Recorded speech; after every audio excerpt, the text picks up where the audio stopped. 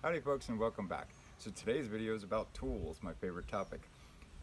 So the brief introduction is I applied to be on the show alone through the History Channel. It doesn't mean that I'm going to be on the show alone. Apparently they have like tens of thousands of applicants. So I don't think my chances are all that high. But at the same time, it has led me down the thought process of like, well, bushcrafting tools, and if I only had 10 items from a very specific list, what would they look like? How can you take a regular axe and make it better, or make it handier, or make it perform a little better, or more to task? So can you make it do two things? Can you make it do three things? That was the whole thought process behind the multi-tool as well. And yeah, so axes, let's get back to it. So I guess the first thing is they do allow you to take a shovel. It's pretty handy, and I've modified this one. The video for that is over on Rumble. But anyway, I basically sharpened it and profiled it so that it's not as steep. This is a United States USGI issue entrenching tool, E-tool. But it came up more squared off like this and this. So I ground all that off, made it sharper, and it's a very functional tool. And I really like that you can do this with it. So in this format, it's kind of like a hoe, or not really an adze, but it has a whole different angle to it. So for digging a trench, this is handy. And in this format, you get the nice shovel. I also did a few more tweaks on this, just kind of rounded things off, smoothed things up, and oiled everything so that it works very well. However, I don't know, if I could only bring 10 items, I really don't think that this is going to be one of them. Like, there are more important things. As handy as a shovel is, I don't think that's going to be one of them. And then we do like hatchet length axes. Well, that's handy, but it's really not big enough to do anything important with.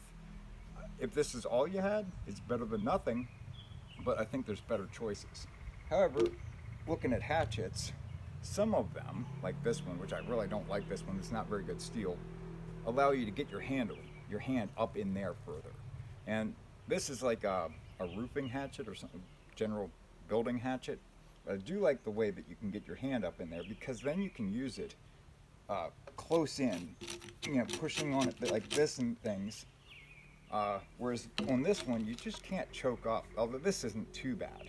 On the big one, you certainly can't choke up very close. So if this, I've marked it out here, was cut out and you could get your hand up in there further, you could use this, not really as a draw knife, but a pushing tool, maybe like a draw knife.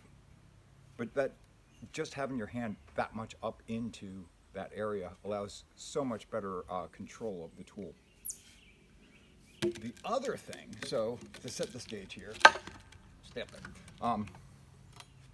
When I built my cabin up in New York State, I had bought this in North Carolina, and I really had planned to make it into an adze and sharpen it and that sort of thing. But then it became my primary digging tool. A lot of people use a mattock like this, and this is all well and good, but I just found that this thing is handier. It has a shorter area, which this is probably worn down an inch since I got it. At least in some places. It used to be nice and square. But up in New York State, the ground is very hard, at least where I was at. It's like clay, rock, just glacial till. And digging that, like, you can't cut through it with a shovel. You just can't push a shovel into the soil. So you have to loosen it all up with something like this ahead of time, bust it all up, and then remove the busted up stuff with a shovel. So I dug a 10-foot by 40-foot foundation into a hillside. And it was 5 foot deep at the back and probably 1.5 feet deep at the front, all with this. And then many other projects with this as well. So, handy tool, but I'm not gonna make this my one tool. Like, this doesn't replace an axe. Although I have split wood with it, it doesn't do it well. So if there were a way to combine an axe with this finger relief or whatever you want to call it, this overcut. So I can get my hand up in there. With this, yeah. Wouldn't that be cool? Well, of course, great ideas. They already make this. It's called a Pulaski. I looked it up. So, okay, well, it's already been done. But can I make it better or more useful? So, typically a Pulaski is used by like firefighters out in the woods. So that this way they have an axe along with a hoe so they can clear an area. But they're heavy, and I guess that's everybody's complaint about them. Like the head on it is close to 4 pounds, which this probably is too. This I measured, and it's 3.8 pounds for the entire tool with the handle. So I'm thinking more like a 2-pound head with the piece that comes off the back. It doesn't need to be nearly that size. I'm thinking of maybe about half that size would be fine, because all I would need this for is digging some small trenches. So part of my shelter idea is, and I've never seen this done on the show, I'm sure somebody's done it, there's a whole lot of footage that gets cut, but to have your fire box in the middle of your shelter with a cold air intake dug underground, like put flat stones on top of it and then put dirt back on top of that, so it's drawing cold air into the fire. That way it's not pulling your warm air from the shelter right into the fire. And then your exit, basically just dug into a hillside, another trench, stones on top, dirt on top of that, go into an outlet that's out and away from your shelter. I've seen a couple of episodes where people's shelters got a little bit too warm because the chimney pipe caught the moss and things on fire, and it's like, I don't want that. Now, something that I did up in New York too was I had a smoker built on top of the outlet pipe, and this was not a shelter, this was just a smoker that I built. So I dug a little firebox, and then I just took old coffee cans and put them all in a line, just cut the tops and bottoms off that went up to a smoker. But really, the coffee cans weren't necessary. Stones would have been fine. And then I just built a wooden box, ripped the lid off, and it had wire hangers in the inside where I hung the meat. And I made hams in that. I did a bunch of things with that smoker, and it worked really well. So why couldn't you just use that for your firebox? But how are you going to dig it? Yeah, you could dig it, I guess, by hand or something, with a little wooden shovel. But it would be so much nicer to have some way to take your axe and make a decent trench. So what I'm thinking is I'm going to have a piece of metal cut, either 1/2 inch or 3/8 or something, that'll fit right onto there, and then weld that on. And then for the axe itself, I'm thinking the Husqvarna 26-inch handle axe might be the way to go. It's a little bit lighter weight than it's more of a camp axe, but it has that undercut. So that might just be the way to go. I could also take an axe like this and make the undercut. And I have to take the handle off and re-handle it. But I like the handle length on this one. This one is right at 27. So this is very close to what that is. And this is nice that it has a longer handle, but that's more for getting deeper, right? When you're digging a deeper hole. For something like digging an air inlet trench, you're talking maybe 8 inches max. So I think a 26-inch handle would be absolutely fine for that. So that's my idea, to make a lightweight Pulaski, but the basis is a really good Swedish steel axe head that has the undercut that you can grab. So we're going to show you me putting that together. I'm going to get the Husqvarna axe, go to the welding shop, and put it all together, and then I'm going to field test it and see if it works, see if it lives up to my idea of how good it'll be. Me voiding warranties on every single tool that I get because I'm going to make it better. All right, get to it. A couple things that I failed to mention earlier was I'm not absolutely sure that a Pulaski axe is allowed in the show. So I'm building it either way because I want to see how it works. And it would be nice if they allowed it in the show, but I'm not absolutely sure on that. They seem to have some rules that I'm not aware of. I don't have anybody to ask either, other than the Facebook group, which I've gotten some answers actually from some people that have been contestants in the past, and that's been helpful. But I don't want to sit there and like ask and ask and ask, 100 questions. Hey, is this allowed? Is this not allowed? So I'm going to build one see how it works out, and go from there. So I went shopping today. I went to the Stihl store, and I wound up finding this axe. It's a little shorter than the Husqvarna, so this is 23 3/4 of an inch, top to bottom. Kind of has the design that I wanted. It's a little square here at the back, and I'm going to have to round that off quite a bit to get my hand on there better. But I think this is going to work. This was 47 bucks, and the Husqvarna one was 129.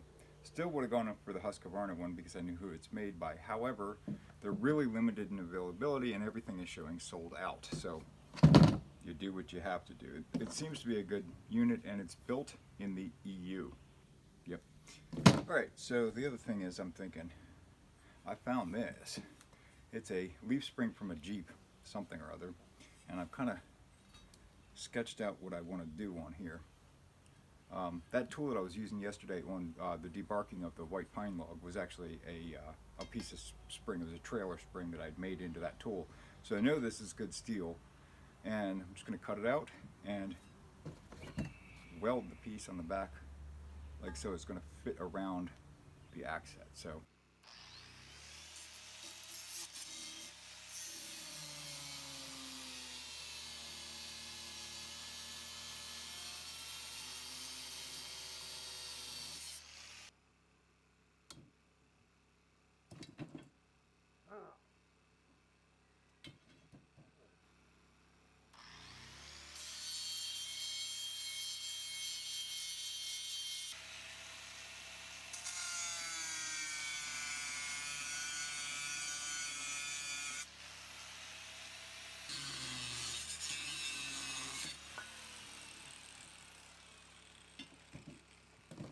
alright, so what have we got so far? I've worked the handle a little bit. I've narrowed this down. Boy, is that so much more comfortable than that square back. That really feels nice. Took a little bit off here because why not? This is more the profile of my old trusty axe down the bottom. And it's just, you don't need that piece of wood, so why have it there? And then cut the, ooh, that's still very hot. Okay, there is going to lay in there like so. So I was originally going to take this to the welder shop and have them weld it, but I have a little MIG welder that I think is going to be just fine. This steel here is thinner than what I imagined I was going to use, but I was going to use mild steel, and this is spring steel. It's much better steel, so I can get by with a thinner piece.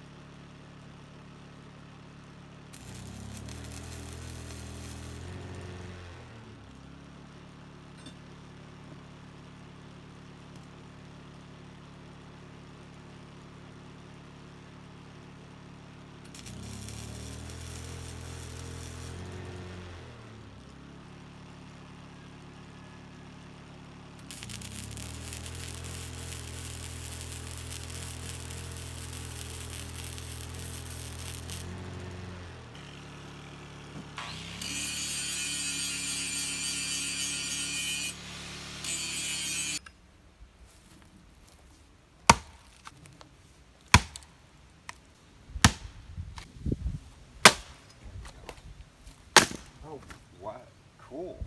So when the piece slides in, it hits this and just starts busting out.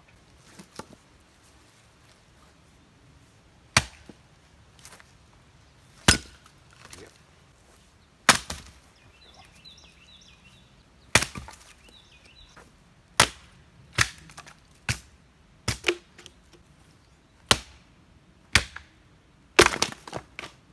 Digging a trench.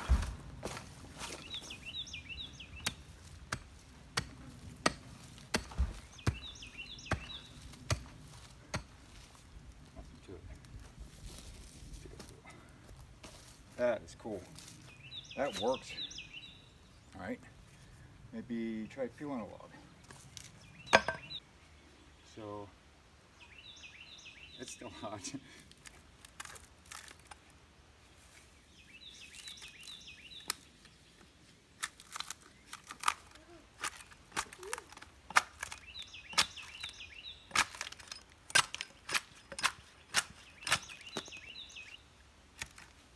It's naughty.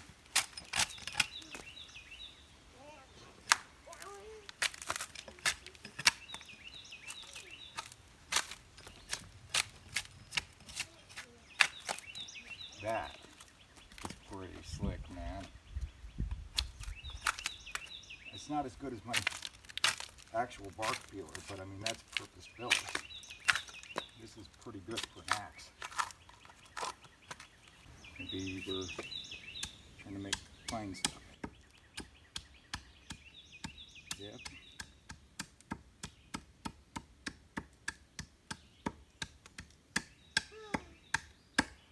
I think we got a winner here. It digs, it cuts, it does fine stuff. It splits reasonably well. Not great, but that's kind of the, it's got such a fast taper. Boy, they were sure splitting when they got to here though. Because they'd ramp up and I kept that ramp and then you'd blow apart. So, there it is, the Stihl 23.5-inch Pulaski axe with a Jeep spring on it. Hope you enjoyed, and go make one. Have fun. Pretty cool tool. All right, so conclusions. Total tool weight is 4.4 pounds now with this addition. I could probably take a little bit off of that and maybe save another, I don't know, half pound, get it down to 4 pounds. But overall, I'm pretty impressed. It doesn't feel that heavy, kind of weirdly. Maybe because of the balance of it now. Instead of all being one side, it's on both sides. But it feels pretty good. It digs really well. I was impressed with that. That clay's pretty hard over there. And it cuts pretty nice too. So, yeah, I mean, if they would allow it, this might just be the axe that I would bring. Cleaning this up really made a nice difference. Like, it feels so nice there. I'm just going to clean this thing up, get that stupid stickery stuff off there, and grind it a little bit more, just sand it down just so it's a little prettier. Why not? All right, it's all done. I got the final sanding on there. It's quite smooth. Feels really nice. Not perfect welding, but it's perfectly strong, and that's the important part. I would absolutely say that this would bend before this weld breaks.